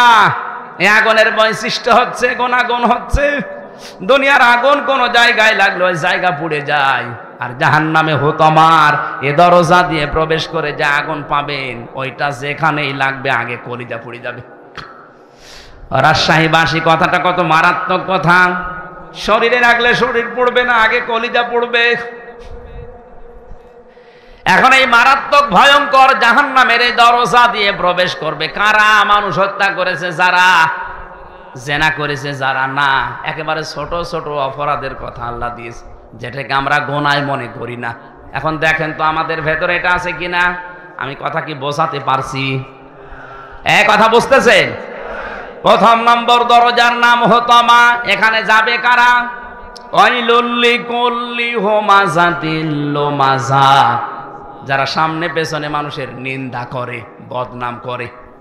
এখন বলেন বাংলাদেশে এই দোষে দোষী মানুষ নেই?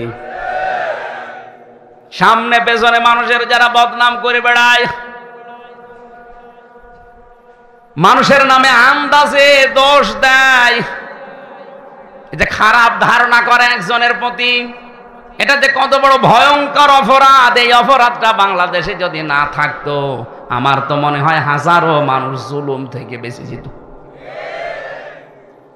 আমার জীবনে যে 3টা বছর কেটে গেল জেলখানায়, আমারও তো ধারণার উপরে, কিচ্ছু জানি না ও বিষয়ে, আন্দাজে বলছে তুমি এটা করতে পারো, তোমার কথা শুনে এরকম করেছে, এই ধারণা করে আমারে আপনি খাটালেন, অথচ আমি কিছুই জানি না ও বিষয়ে।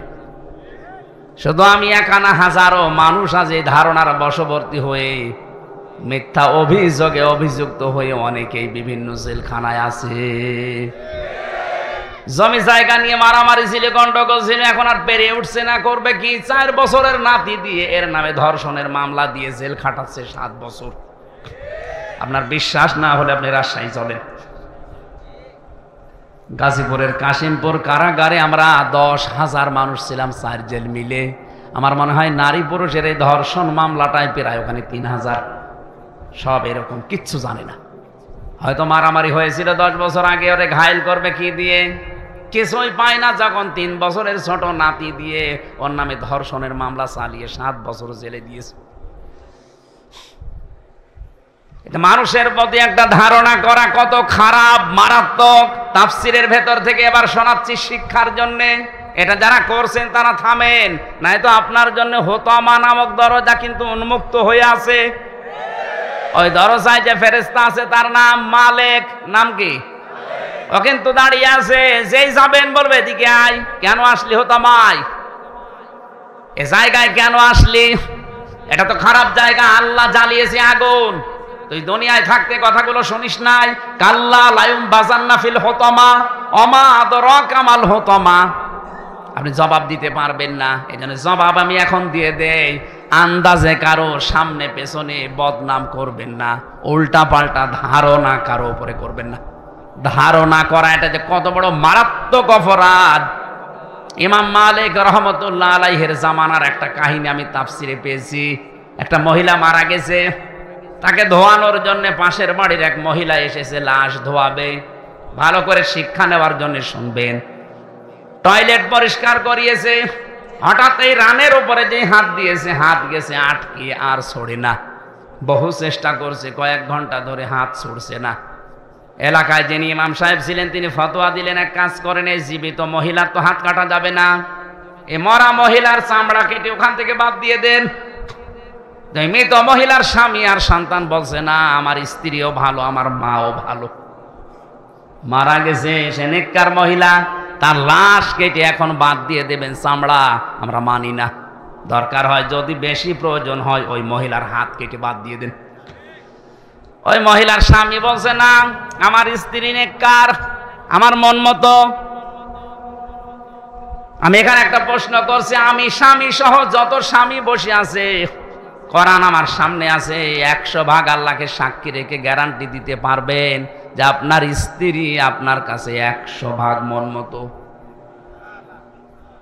হাত তোলেন তো একজন দেখি। আন্দাজ হাত তুললে কিন্তু আমি এই ক্যামেরা দিয়ে জিজ্ঞাসা করব। সম্মানিত মা বোনেরা, আমি হাসির খোরাকে দেয় না। থামেন, এত বড় বড় নেতা এখানে বসে আছে, কই হাত তোলা সাহস পাচ্ছে না জাকির ভাই? বলতে পারছে না যে আমার বউ আমার কাছে 100% মন মতো? আমিও পারছি না। আমি ভয়তে হাত তুলি, কারণ রেকর্ড হচ্ছে, ম্যাডাম আমার বাড়ি বসে দেখছে না। সম্মানিত মা বোনেরা যারা বসে আছেন, কারা জানি না বিভিন্ন মহিলা প্যান্ডেলে, আর এটা তো মহিলা প্যান্ডেলে 10,000 20,000 মহিলা না, তাম পৃথিবী এখন লাইভ চলছে। এটা লক্ষ লক্ষ মহিলারা এখন এর সামনে বসে আছে। এখানে যদি 50,000 মানুষ থাকে, একটা বুড়ো মানুষ হাত তুলেছে, ও আজ বাদে কাল কবরে যাওয়ার কথা। ও বললেই কি আর না বললেই কি, এতগুলো মানুষ আমরা কেউ যেই বলেছে আল্লাহর দিকে সাক্ষী রেখে বলেন, কেউ আর হাত তুলতে সাহস পাচ্ছে না। তার মানে জান্নাতে যাওয়া মহিলা এখন কম না বেশি? ওই একটার বউ শুধু যাবে।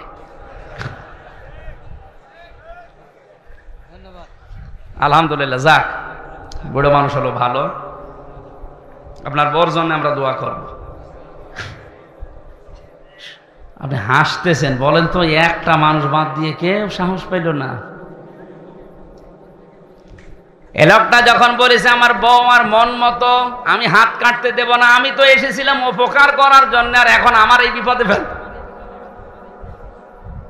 তখন বলছে ঠিক আছে এভাবে থাকো, পোশাক পায়খানা তো প্রয়োজন হয়েছে এই মহিলার, কিন্তু হাত তো ছড়ে না, কি করবে? শেষে ওই দেশের প্রধান বিচারপতি ছিলেন ইমাম মালিক রহমতুল্লাহ আলাইহি, মদিনায় তিনি বাস করেন। ঘোড়ায় নিয়ে তাকিয়ে ঘোড়ায় চড়িয়ে নিয়ে আসা হচ্ছে। এই মহিলার কাছে পর্দা দিয়ে ঘিরে দিয়ে প্রশ্ন করছে ইমাম মালিক, হে আল্লাহর বান্দি, কি কি হয়েছে সঠিকভাবে বলবা, মিথ্যা কথার আশ্রয় নিলে কিন্তু আমি ধরে ফেলবো। ঘোড়া থেকে প্রথম থেকে একটা একটা করে বলছে আমি এই করেছিলাম, আমি তো আপন মনে এসে লাশ ধোয়ানোর জন্য প্রসাব পায়খানা পরিষ্কার করিয়ে শুধু রানের উপরে হাত দিয়েছি, আর হাতটা আটকিয়ে গেছে। ইমাম মালিক বলছে না, আমার একটা কথা কেমন যেন ছাড় ছাড় মনে হচ্ছে। আর একটা কথা এর ভেতরে আছে গোপন, সত্যি করে বলো কি? আমার কাছে কিন্তু কোরআন আর হাদিসের রাডার আছে, আমি ধরে ফেলবো। ধমক দেওয়ার পরে মেয়েটা বলছে, ইমাম, আমি যখন লাশ ধোয়াতে চাচ্ছিলাম, প্রসাব পায়খানা পরিষ্কার করিয়ে যখন রানের উপরে হাত দিয়েছি, ওই সময় এই মহিলার প্রতি একটা খারাপ ধারণা নিক্ষেপ করেছিলাম। ওকে মনে মনে বলেছিলাম, কাউকে আমি শোনাইনি, মনে মনে আমি বলেছিলাম তুমি তো উপরে ফিটফাট, কিন্তু ভেতরে তোমার তো সদরঘাট। কারণ হচ্ছে এই তোমার বাড়িতে আমি একটা পুরুষ মানুষকে একদিন প্রবেশ করতে দেখেছিলাম, পরবর্তীতে জানতে পারলাম ওইটা আসলেই ওর আপন নিজের বড় ভাইয়ের ছেলে। বলেন তো ভাইয়ের ছেলে ওই মেয়েটার সম্পর্কে কি হয়? ফুফু। কি হয়? ফুফু বোঝেন? 14 জন মহিলার সাথে 14 জন পুরুষের সাথে একজন মহিলার দেখা করা যায় যাচ্ছে কয়জন? তার ভেতরে ভাইয়ের ছেলে নেই। এই কথা বুঝতেছেন? এই যে মাহারাম পুরুষ, এই 14 জনের ভেতরে ভাইয়ের ছেলে, আপন ভাইয়ের ছেলে হলে যায় যাচ্ছে। অথচ এটা আমি না জেনে খারাপ মন্তব্যের উপরে নিক্ষেপ করেছিলাম। আল্লাহর নবী জানিয়েছেন মান সালিমাল মুসলিমুনা মিন লিসানিহি ওয়া ইয়াদিহি। আমি হাদিসটা প্রথমে পড়েছিলাম। আল্লাহর নবী জানিয়েছেন ওইটাই তো মুসলমান, যার হাতের দ্বারা মুখের দ্বারা অন্য মুসলমানের নিরাপদ থাকে। তোমার হাতের দ্বারা, তোমার এই মুখের দ্বারা এমন একটা কিছু নিক্ষেপ করেছিলে যেটার দ্বারা এই মহিলার উপর একটা কলঙ্কের দাগ পড়েছে তার চরিত্রে, অথচ ওই দোষ এই মহিলা করে নাই। যে পুরুষকে তুমি বের হতে চেয়ে দেখেছিলে ওটা তার আপন ভাইয়ের ছেলে, ওটা তার ফুফু হয়। কি হয় বলেন বলেন? ফুফুর সাথে মায়ের সাথে কোনো খারাপ ধারণা করে মেনে নেওয়া যায়? আর এটা জায়েজ আছে। শেষ পর্যন্ত তুমি যখন এই ধারণাটা মুখ দিয়ে মনে মনে নিক্ষেপ করেই দিয়েছো, মহান আল্লাহ তোমাকে ছাড়ে নাই, এ পাপের শাস্তি দুনিয়ায় পাঠিয়েছে।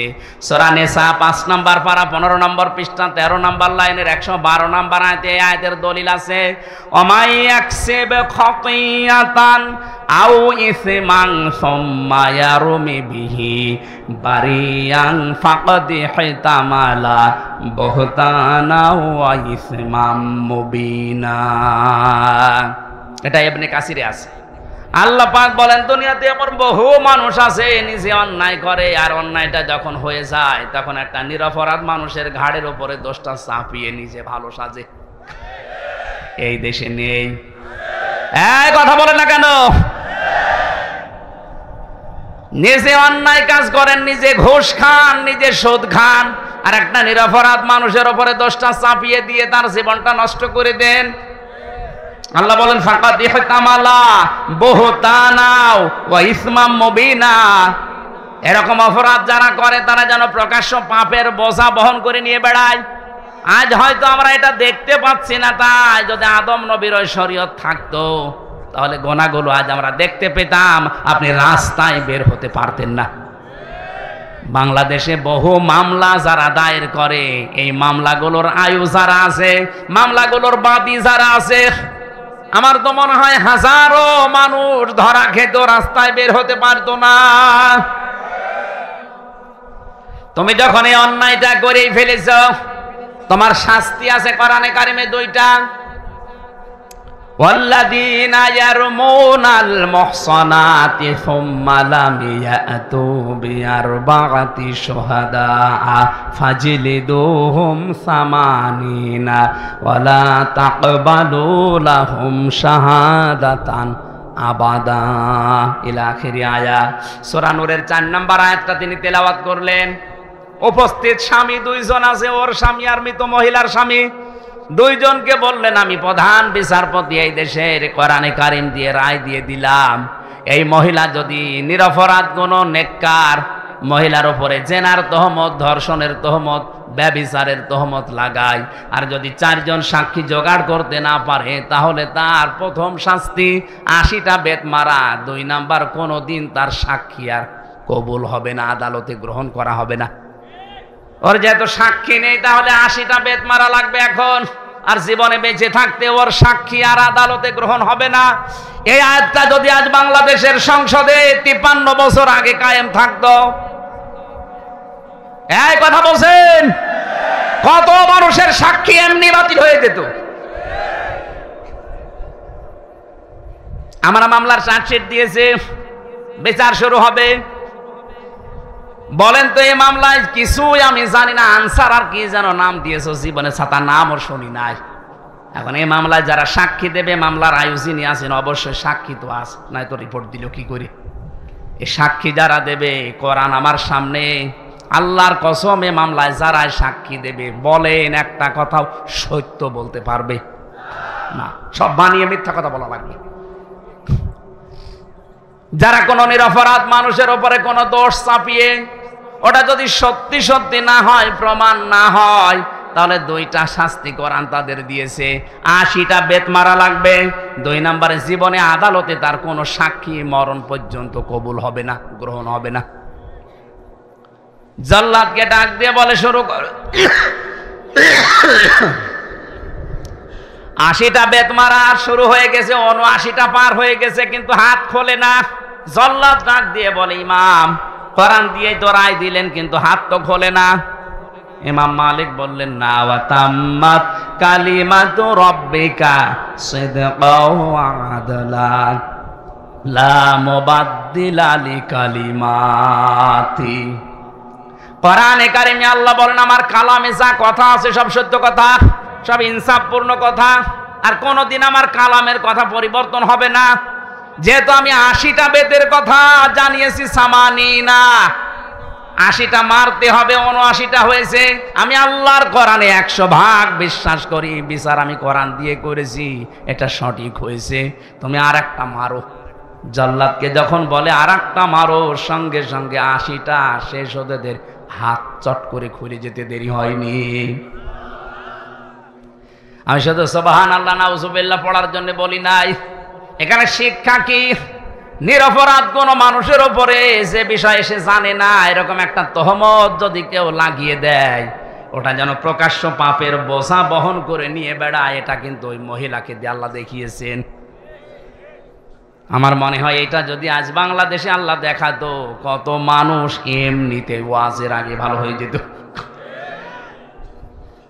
এই জন্য জাহান্নামে হোতমারে দরজা উন্মুক্ত তাদের জন্য, যারা সামনে পেছনে মানুষের গীবত করে, আন্দাজে দোষ চাপিয়ে দেয়, এর কথা ওর কাছে লাগায়, তালাতালি করে সম্পর্ক নষ্ট করে দেয়।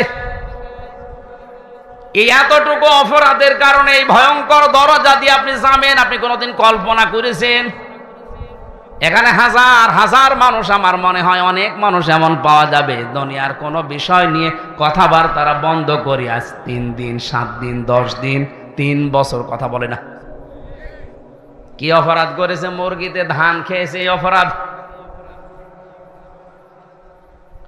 না। যারা 3 দিনের বেশি পার হয়ে গেছে কথাবার্তা বলেন না, যদি আজকের এই ময়দান থেকে এটা মিটিয়ে যেতে না পারেন, আর এই অবস্থায় যদি মরে যান, আপনি বেঈমান হয়ে মরবেন। এক্ষুনি মেটানো লাগবে। শুধু ওয়াজ শুনতে আসা না, এখান থেকে ওয়াজ বাড়ি নিয়ে যাওয়া লাগবে। কথাবার্তা বন্ধ করে দিয়েছেন 3 দিনের অধিক, এরকম কেউ থাকলে হাত তোলেন তো। একজু কি কথা বন্ধ করেছেন কোন কারণে? না, আখেরাতের কোন বিষয় আল্লাহর সাথে রিলেটেড, ইসলামের সাথে, ওইটা হলে বাদ আলাদা। দুনিয়ার কোন বিষয়ের সাথে সম্পর্কিত কোন বিষয় নিয়ে যদি কথাবার্তা কেউ বন্ধ করে অবস্থায় মারা যান, আপনি কিন্তু 3 দিন পার হয়ে গেলে যদি মিটিয়ে ফেলতে না পারেন, আল্লাহর কসম আপনি বেঈমান হয়ে মরবেন, ঈমান পাবেন না। আপনার নামাজ, রোজা, দাড়ি, টুপি, পাগড়ি সব মাঠে মারা যাবে। আর এটা বেশিরভাগ হয় এই তালাতালি করার কারণে। সুতরাং এই গোনা থেকে আমরা যেন আজকেই মুক্ত হয়ে যেতে পারি। যারা এগুলো বন্ধ করে আছেন, যদি নিজের থেকে উদ্যোগ নিয়ে কথা আরম্ভ করতে পারেন, আল্লাহর আরশ আপনার উপরে খুশি হয়ে যাবে। এই আমলটা জারি করা যায় না? অন্তত যে 2 জন হাত তুললো এরা তো পারে নাকি?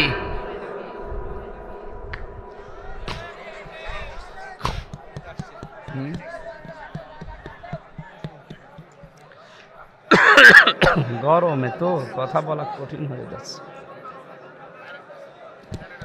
তাড়াতাড়ি করেন। সুবহানাল্লাহ, আলহামদুলিল্লাহ, লা ইলাহা ইল্লাল্লাহ, সুবহানাল্লাহ, আলহামদুলিল্লাহ, লা ইলাহা ইল্লাল্লাহ, সুবহানাল্লাহ, আলহামদুলিল্লাহ। এই লাইন দেন না কেন?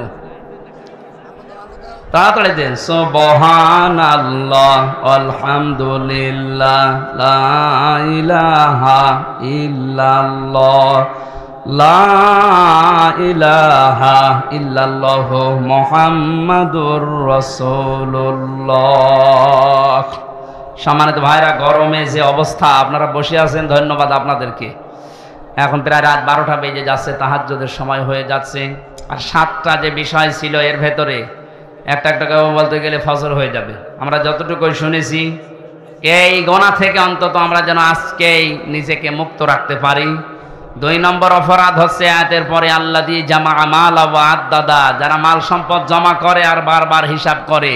ইয়াহসাবু আন্না মালাহু আখলাদা, ও মনে করে চিরস্থায়ীভাবে আমার কাছে থাকবে। এই সমস্ত অপরাধী মানুষগুলো হোতমা নামক দরজা দিয়ে প্রবেশ করবে আল্লাহর চালানো আগুনের ভেতরে। আল্লাহ আমাদের হেফাজত করুন, আমিন। আমি পারিবারিক জীবনে দাম্পত্য কলহ এবং তার সমাধান নিয়ে জেলখানায় বসে 2টা বই লিখেছিলাম।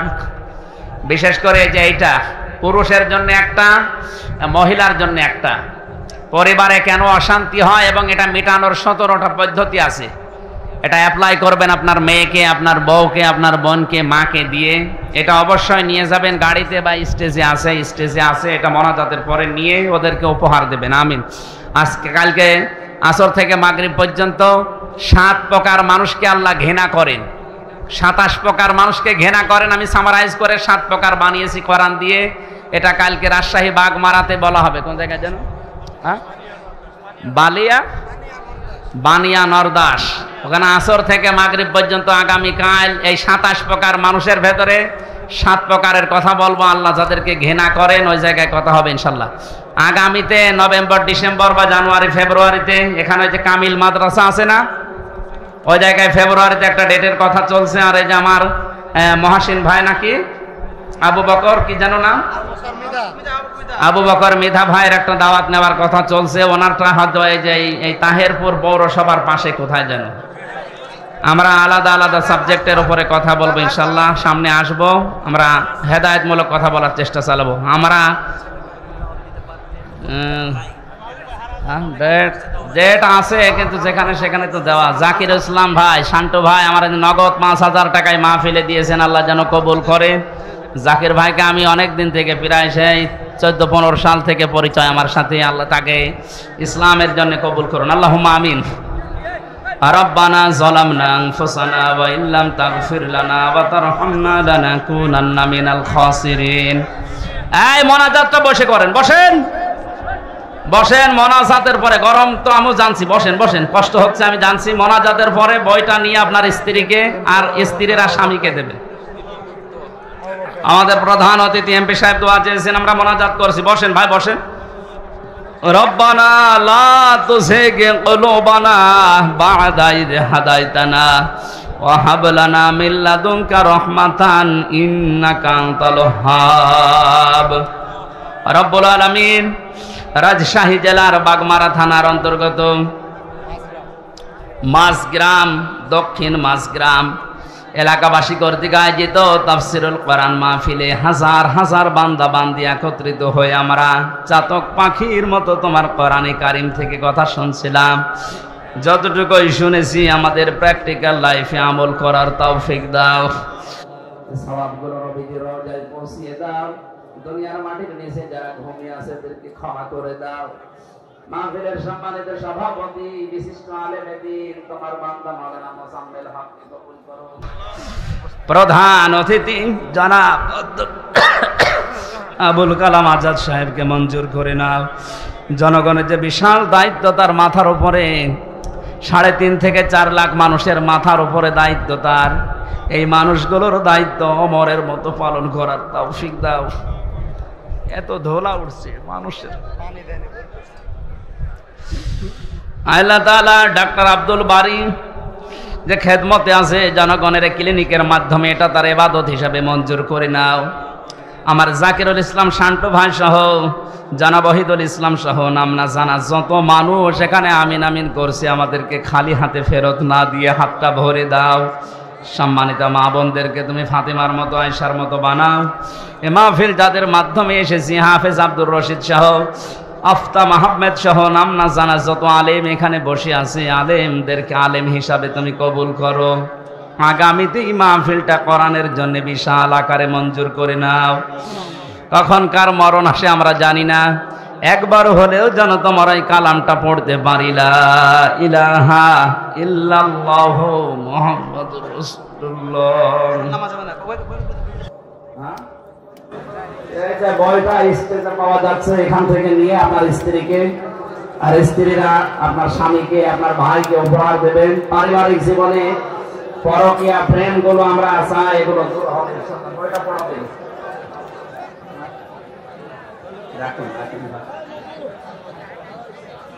স্টেজে আছে যাদের লাগে আপনারা কিনে নিয়ে বাড়িতে নিয়ে যান, কাজে লাগবে। আমি আমার শরীরের ভেতরে ঘেমে একেবারে শেষ হয়ে গেছে।